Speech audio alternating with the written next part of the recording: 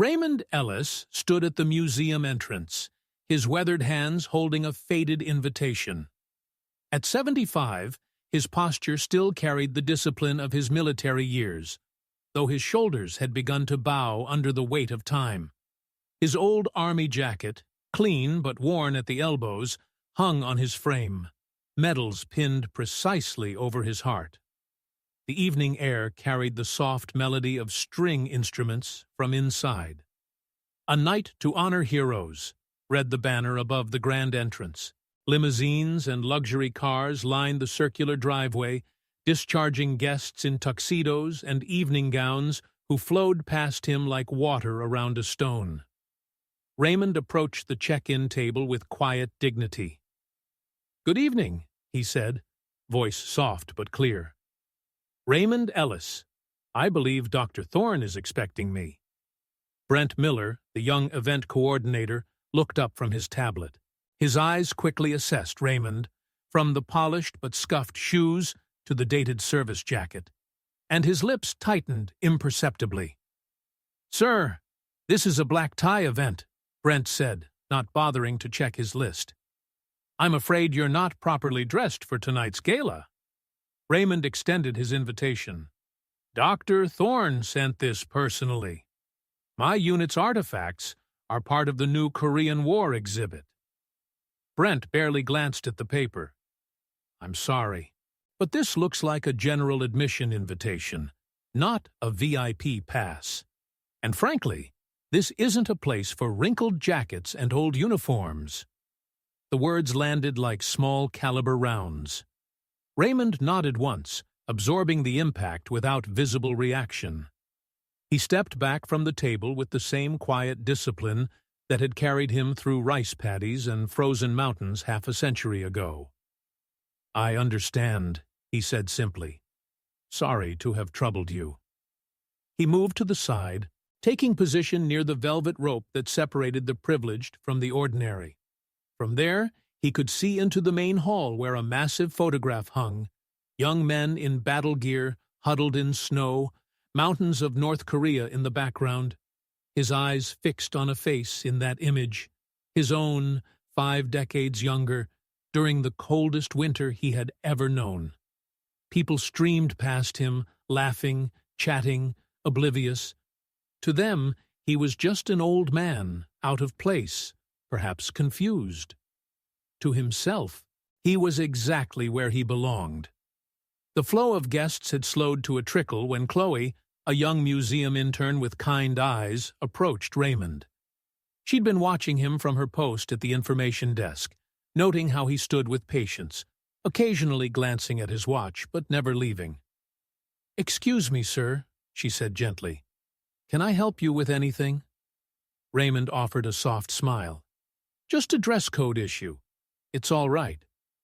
Chloe glanced at his jacket, noticing the medals, Distinguished Service Cross, Purple Heart, others she couldn't identify.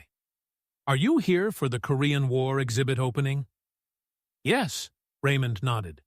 "Dr. Thorne invited me. My unit's artifacts are being featured tonight." Recognition flickered across her face. "Doctor, Thorne mentioned someone important was coming. Someone who actually lived the history we're displaying. That's you, isn't it?" Before Raymond could answer, Brent reappeared, his voice cutting between them. "Chloe, you're needed inside." "And, sir," he turned to Raymond with thinly veiled irritation, "I've already explained that you can't enter without proper attire. If you continue to loiter, I'll need to call security." Raymond's fingers tightened slightly around the invitation, but his expression remained unchanged. 75 years had taught him which battles were worth fighting. "I'm not causing any trouble," he said quietly. "Just thought I'd see the exhibit before heading home." Chloe looked uncomfortably between them. "Brent, maybe we could make an exception. Dr. Thorne, specifically—" "Dr. Thorne isn't running this event. I am." Brent's voice rose enough to draw glances from nearby guests. "And we have standards. This isn't some VFW hall."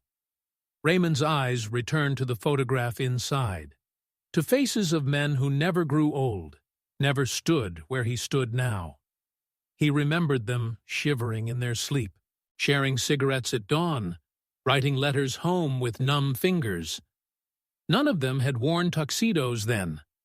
An elegant woman in a designer dress brushed past, glancing at Raymond with momentary curiosity before dismissing him from her consciousness. The museum sparkled with champagne flutes and polished marble, celebrating history safely contained behind glass. "You know," Raymond said softly to Chloe, "the coldest I've ever been wasn't in those mountains. It was coming home afterward." Brent checked his watch impatiently. "Sir, this is your final warning." Raymond nodded, understanding. He'd faced rejection before. VA offices with lost paperwork, memorial services where younger veterans didn't recognize the conflicts of his generation, grandchildren who grew quiet when he mentioned the war. "I'll just stay until the ceremony starts," he said. "Dr. Thorne said they're unveiling the map I drew of our retreat route. First time it's been displayed." "That's your map?" Chloe asked, eyes widening. Brent stepped between them. "I don't care if he drew every map in the building. Rules are rules." He reached for his radio. "I'm calling security." Raymond straightened his jacket with dignity, ready to leave before being forced out. Then the main doors opened. General Alan Granger arrived exactly as scheduled, at 1900 hours. At 68, he remained an imposing figure. Ramrod straight posture, 4 stars gleaming on each shoulder of his immaculate dress uniform, chest decorated with rows of ribbons earned across 4 decades of service. The event coordinator hurried forward, hand extended. "General Granger, we're honored." But the general had already stopped, his attention caught by something, or someone, by the velvet rope. His practiced military scan of the room had detected an anomaly. Without acknowledging the coordinator, he changed course, moving with purpose toward the elderly man in the worn army jacket.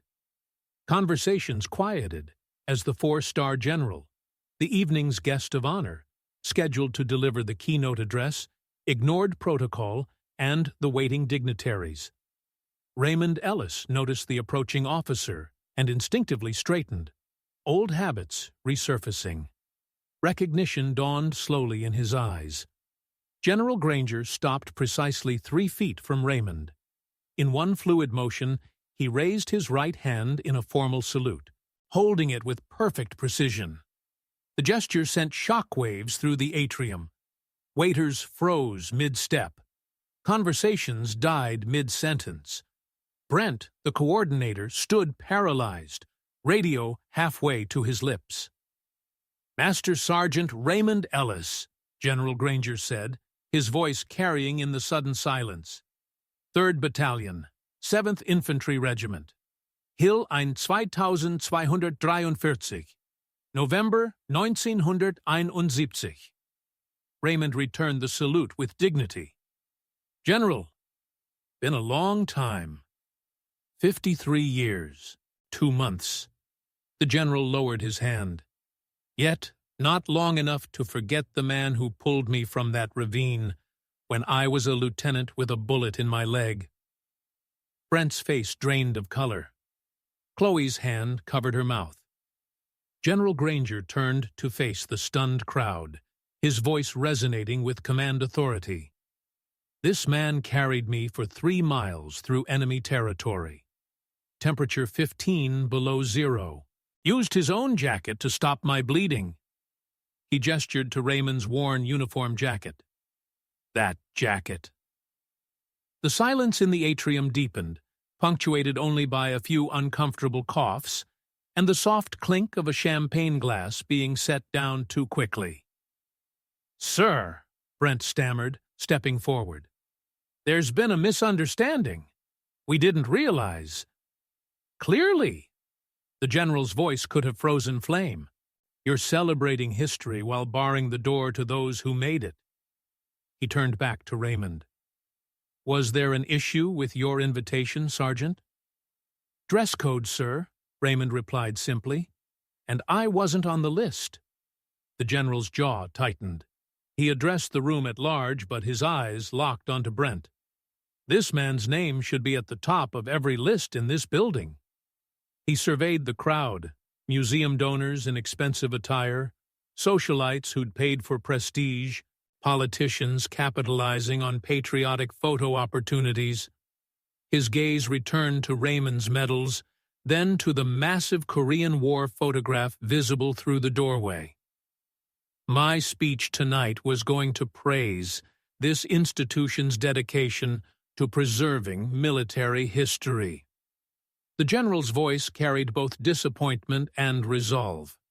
But I see now there's a fundamental misunderstanding of what we're preserving. He turned to the museum director, who had rushed over during the commotion. That old jacket has more history in a single thread than this entire building. It kept a wounded soldier alive in the North Korean winter. It's not a costume to be judged by your dress code. Without warning, General Granger removed his own decorated jacket and draped it over Raymond's shoulders. The gesture, a four-star general standing in his shirt sleeves, violated every protocol of military formality. "This event," the general announced, his voice leaving no room for debate, "is officially concluded." He turned to his aide. "Instruct our entire delegation to withdraw." "But, sir," the museum director protested, "the ceremony, the unveiling, will happen on a day when its true guests of honor are welcomed properly." The general's tone softened as he addressed Raymond. "Sergeant Ellis, would you allow me the honor of a private tour of your exhibit? Just you and me, two soldiers remembering those who can't be here tonight." Raymond nodded, emotion finally breaking through his stoic exterior. "I'd like that, sir." Brent stepped forward one last time. "General, please, we can still salvage." "Son," the general interrupted, "some things once broken cannot be fixed with words. Tonight was one such opportunity." He addressed the crowd once more. "Ladies and gentlemen, I suggest you enjoy your champagne. The real ceremony will happen elsewhere." Together, the four-star general and the sergeant walked past the velvet rope, through the main hall, toward the Korean War exhibit, leaving stunned silence in their wake. Inside the empty exhibition hall, Raymond Ellis stood before the glass case containing a hand-drawn map. His map, created during those brutal winter months of 1971. His finger traced the paper's edge, not touching the glass. "Hye Sun-jin," he said softly, "drew this by flashlight in a tent so cold the ink kept freezing." General Granger stood beside him, his presence keeping museum staff at a respectful distance. Dr. Thorne had joined them, her apologies profuse and sincere.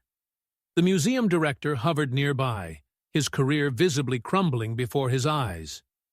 "Your coordinates saved an entire company," the general said, "including me." Raymond shook his head slightly.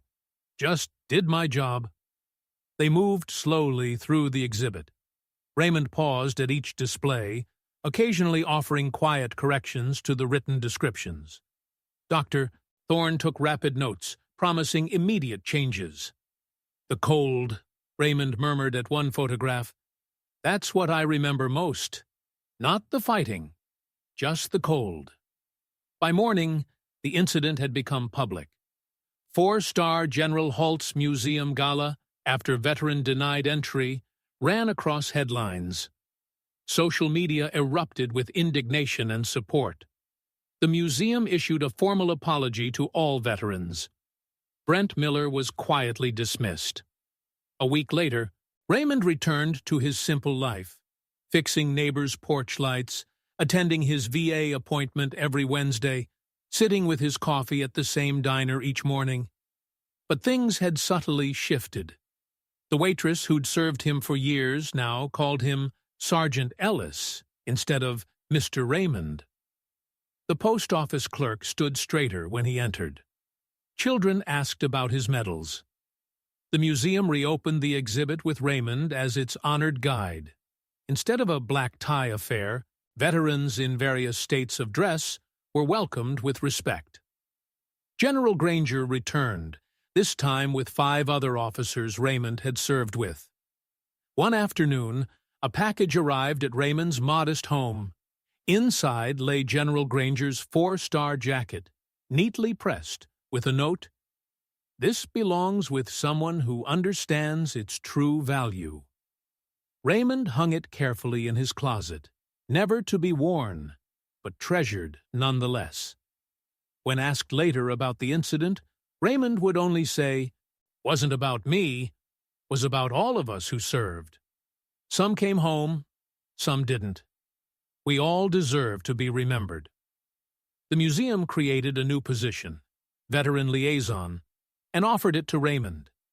He accepted on one condition: no dress code required. Some people don't need ceremonies to be heroes. They are the reason such ceremonies exist. An old jacket cannot disguise true honor, just as fancy attire cannot create it. Sometimes, silence resonates louder than any applause. When a 4-star general stands for a forgotten soldier, we remember that dignity has no dress code. Respect should never arrive only after injury has been inflicted. True heroes need only to be recognized at the right moment, not illuminated by spotlights. In the quiet corners of history stand the men and women who wrote it with their sacrifice, waiting not for glory, but simply to be remembered.